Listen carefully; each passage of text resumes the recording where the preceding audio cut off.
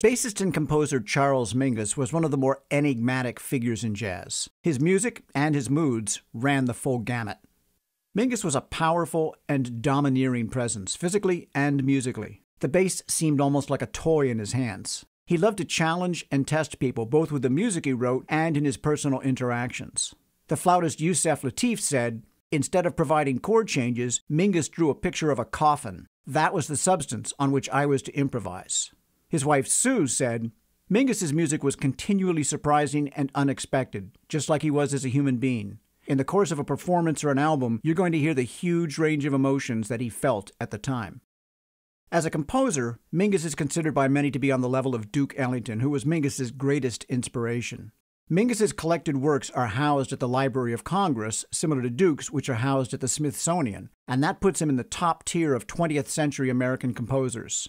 Gunther Schuller and others have compared him to Charles Ives or Stravinsky, particularly in the way he wrote uncomfortably difficult parts, presumably because he liked to hear the musicians reach beyond their comfort zone. Charles Mingus was born in 1922 and raised in Los Angeles. His ancestry was mixed race, including Chinese, German, Swedish, and Black American. He described himself as no color, although he associated closely with the Black American fight for equality. Sue Mingus said, "His music really had to do with the heart and soul and what it was like to be an African American in a racist society." Growing up, he played both trombone and cello. He had early training and a lifelong interest in classical music. Gunther Schuller called him one of the early proponents of third stream. Early gigs included work with Louis Armstrong and Lionel Hampton and a brief time in his idol Duke Ellington's band. That gig was cut short by a fight with Duke's trombone player Juan Tizol. Now, like many of the stories about Mingus's life, there are conflicting versions of that event, but it was clear pretty early on that Mingus was not cut out to be anything but a leader. In the early 1950s, Mingus worked with Charlie Parker, who he admired, while he disdained those who rode on his coattails. He said, "I could never get Bird to play more than 2 choruses. Now, kids play 50,000. Who is that good?" Mingus played on and recorded the famous Massey Hall concert with Bird and Diz. He released the record with an overdubbed bass part on his independent label Debut Records, which he co-founded with Max Roach. The money to start up the label came from Mingus's mother-in-law, and his wife Celia handled most of the business aspects. When Celia remarried in 1960, Mingus gifted the catalog to Celia and her husband Saul. Saul became the head of Fantasy Records, which eventually reissued most of the debut recordings.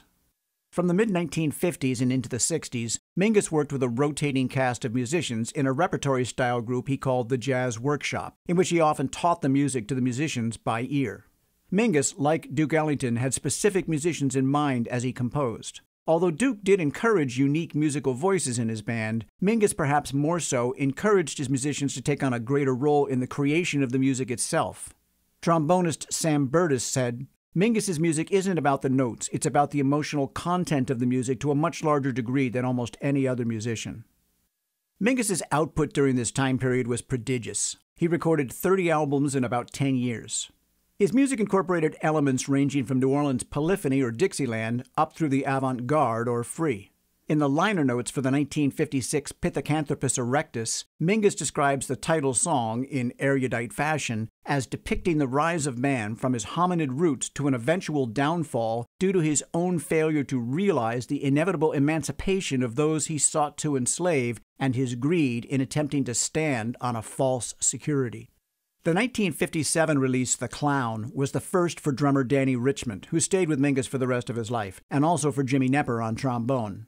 The title track features an improvised narration by radio and TV personality Gene Shepard, based on a dark metaphoric story from Mingus. It tells the tale of a clown who, in Mingus's words, tried to please people like most jazz musicians do, but whom nobody liked until he was dead. My version of the story ended with his blowing his brains out with the people laughing because they thought it was part of the act. I liked the way that Gene changed the ending, leaving it more up to the listener.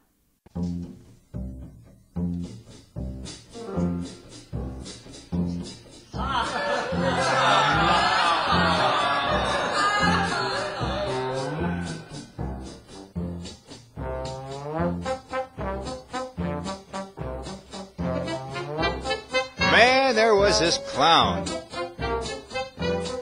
And he was a real happy guy, He had all these greens and all these yellows and all these oranges bubbling around inside of him. And he had just one thing he wanted in this world. He just wanted to make people laugh.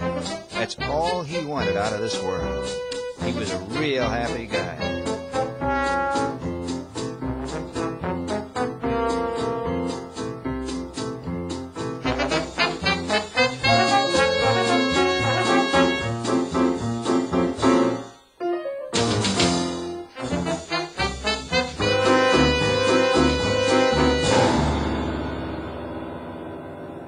Let me tell you about this clown. He used to raise a sweat every night out on that stage and just wouldn't stop. That's how hard he worked. He was trying to make people laugh. He used to have this cute little gimmick where he had a seal follow him up and down a stepladder, blowing Columbia the Gem of the Ocean on a B-flat Sears Roebuck Model 1322A plastic bugle, a real cute act. But they didn't laugh. Oh, you know, a few little things here and there, but not really. And he was booking out in all these tank towns, playing the Rotary Club and the Kiwanis Club and the American Legion Hall. And he just wasn't making it. And he had all these wonderful things going on inside of him, all these greens and yellows and all these oranges. He's a real happy guy. And all he wanted to do was to make people laugh. That's all he wanted out of this world, was to make people laugh. You know, it's a funny thing.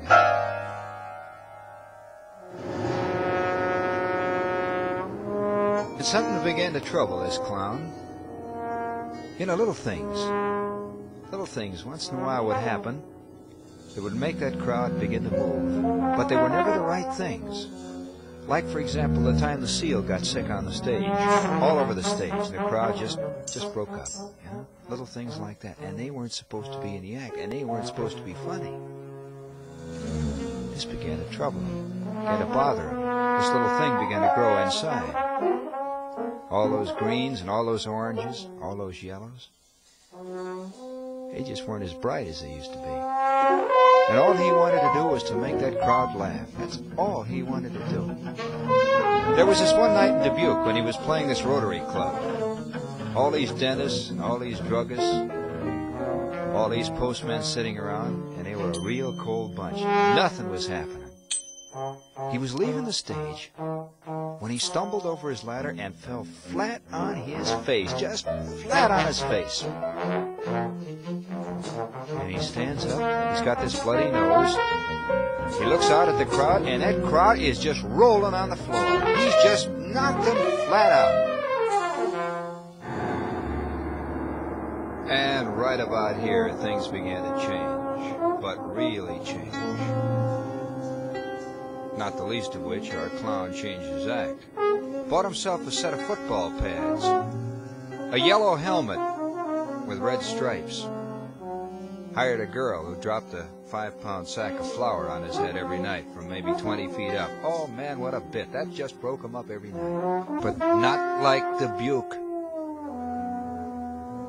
And all those colors, all those yellows, all those reds, all those oranges, a lot of gray in there now, a lot of blue. And all he wanted to do was to make this crowd laugh. That's all he wanted out of this world. They were laughing, all right. Not like Dubuque, but they were laughing. And the dough started to come in. He was playing the big towns, Chicago, Detroit. And then it was Pittsburgh one night. Real fine town, Pittsburgh, you know. About 3/4 way through his act, a rope broke. Down came the backdrop, right on the back of the neck. And he went flat. And something broke. This was it. It hurt way down deep inside. He tried to get up. He looked out at the audience. And you should have seen that crowd. They was rolling in the aisle. This was bigger than Dubuque. This was bigger than Dubuque. He really had him going. Well, this was it. This was the last one. This was the last one. Yeah. This was the last one.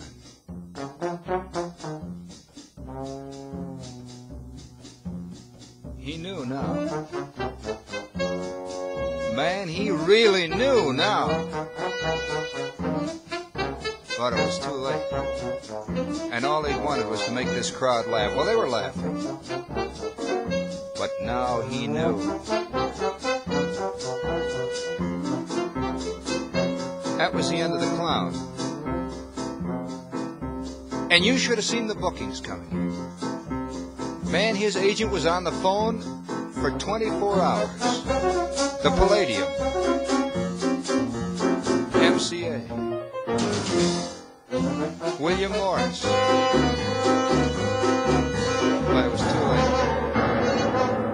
He really knew now.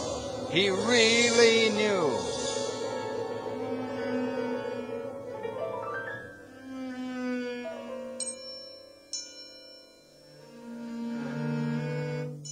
He really knew now.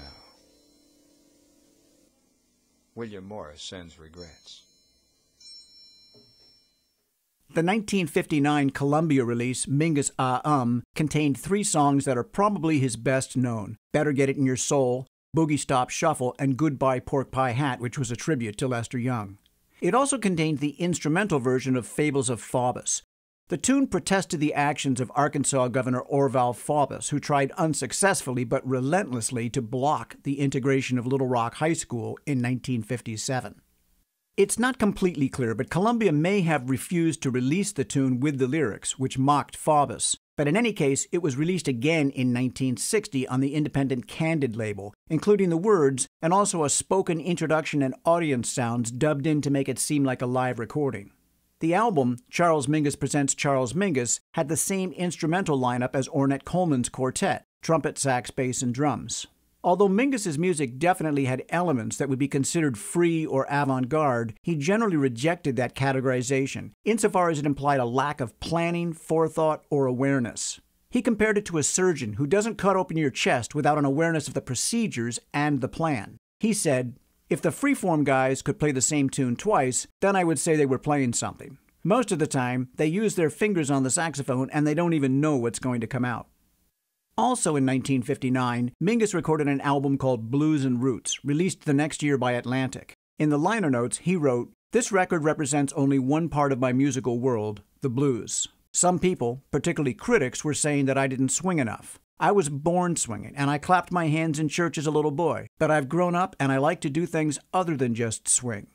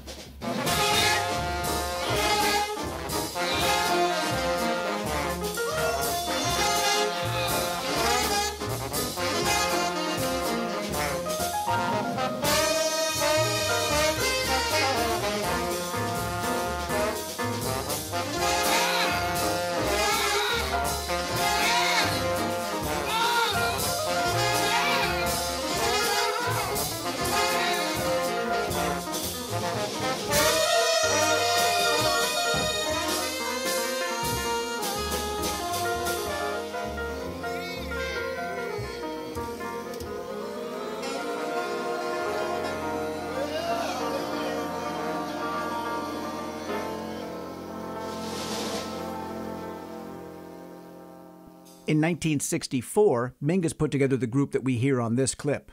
Mingus started calling the tune "So Long, Eric, Don't Stay Over There Too Long" because Eric Dolphy had announced that he would leave the group at the end of a tour to remain in Europe.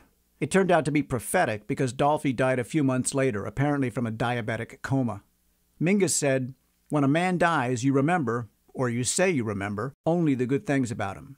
With Eric, that's all you could remember. The man was absolutely without a need to hurt. In this clip, we see and hear Johnny Coles on trumpet. At the start of my career, I spent a year standing next to Johnny on Ray Charles' band. It's one of my lasting regrets that I didn't know enough about his history at the time to pick his brain as I would today. This was about a 25-minute performance, so I've done some judicious editing with apologies to the participants.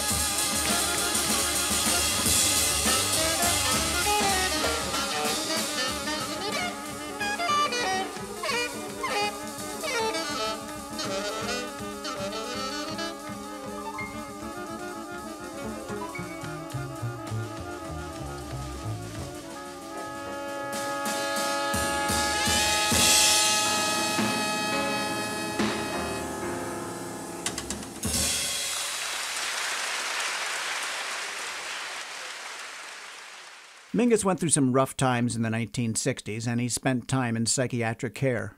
He stopped playing for a while, and he was evicted from his apartment, which was sadly captured on film by the documentarian Thomas Reichman, including this clip of him firing off a rifle inside the apartment. Just for the hell of it, Tom. Don't get frightened now.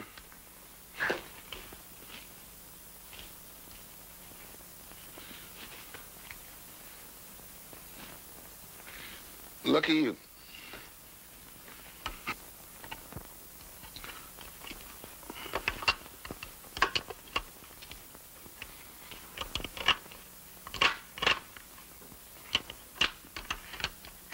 It take all day getting this damn thing. This is as ancient as well,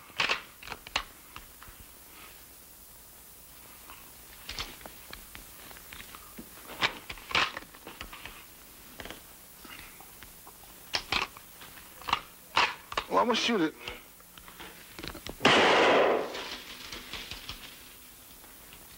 A gun.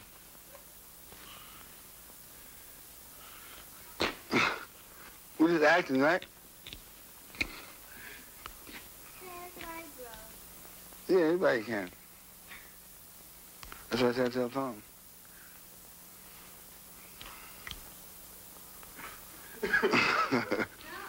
Hey, Tom, you dig that, man? That's not bad for not aiming. My country, 'tis of the sweet land of slavery. Mingus was referred to as the angry man of jazz. He had a notorious temper combined with an intimidating physical presence, and he would lambaste anyone, including the audience. Here's Lorraine Gordon, at the time the owner of the Village Vanguard, remembering how Mingus could react in anger to disturbances from the audience. Charlie Mingus was a big man with a big talent and a big temper. And if people bugged him in the audience for some reason, someone did, he got very angry, took his bass, and he smashed it through the light up there and broke it. The light's still there, the Mingus light, that's what it's become.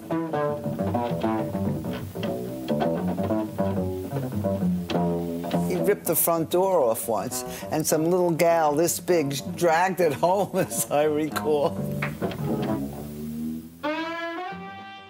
Mingus famously punched trombonist Jimmy Knepper in the mouth, breaking a tooth and ending his playing career for a while. It resulted in a lawsuit and, unsurprisingly, a separation of their musical partnership. What is surprising is that Knepper eventually returned to working with Mingus. The fact that Knepper could forgive an unforgivable act of violence may speak to what others who knew Mingus describe as a complex personality, someone you could hate, fear, and love in equal measure. Trombonist Eddie Burt said, "I found that as long as you did the right thing, you could get along with Mingus." A humorous fun fact that's at odds with Mingus's angry reputation is that he published a method for toilet training a cat. Mingus wrote some memorable song titles, like "If Charlie Parker was a gunslinger, there'd be a whole lot of dead copycats," which got shortened to Gunslinging Birds. His contrafact on All the Things You Are, which gets my vote for best title of all time, is All the Things You Could Be by Now If Sigmund Freud's Wife Was Your Mother. In the mid-1970s, Mingus was diagnosed with ALS, which gradually incapacitated him and led to his death in 1979. Even in the advanced stage of his disease, when he could no longer play or write, Mingus would sing music into a tape recorder. At the time of his death, he was working on a project with Joni Mitchell. She recounts, "I went to visit him and liked him immediately. He was already sick and in a wheelchair, but still very vital and concerned. When he became very seriously ill, he and his wife Sue went to a faith healer in Mexico. During that time, I spent 10 days with him. So much of what he felt and described was kindred to my own feelings. Of the melodies he gave me, 2 were too idiomatic. A third was extremely beautiful, but the theme was extremely difficult. The 4 I did complete were all in some way inspired. They came to me in mysterious ways." Here's Joni in 1980, singing Mingus's best-known tune, "Goodbye Pork Pie Hat."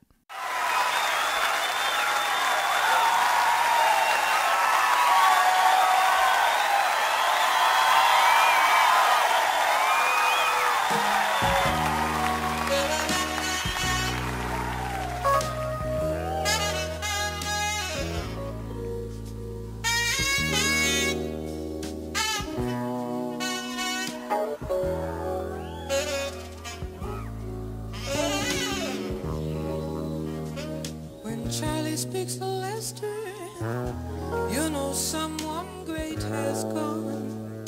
The sweetest swinging music man had a Porky Pig hat on, a bright star in a dark age, when the band stands at 1,000 ways of refusing a black man admission. Black musician, in those days they put him in an underdog position. They put him in cellars and chitlins. When Lester took him a wife, arm in arm went black and white, and some saw red and drove them from their hotel bed. Love is never easy. It's short of the hope we have for happiness, bright and sweet. Love is never easy street. Now we are black and white, embracing out in the lunatic New York night. It's very unlikely we'll be driven out of town, or be hung in a tree. That's unlikely. Tonight, these crowds are happy and loud. Children are up dancing in the streets. In the sticky middle of the night, summer serenade of taxi horns and monarchies, where right or wrong under neon, every feeling goes on. For you and me, the sidewalk is a history book. It's a circus, dangerous clowns, balancing dreadful and wonderful perceptions they have been handed day by day, generations on down.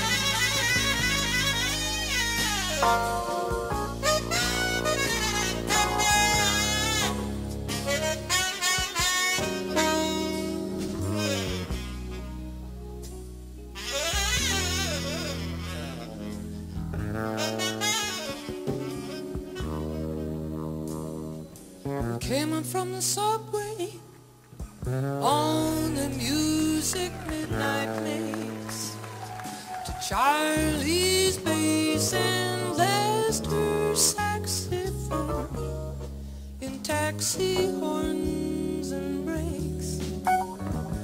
Now Charlie's down in Mexico with the healers, so the sidewalk leads us with music to little dancers. They're dancing outside this crowded black bar. Down on me we look up and there's a sign up on the awning. It says pork pie hat bar. And dancing there. Two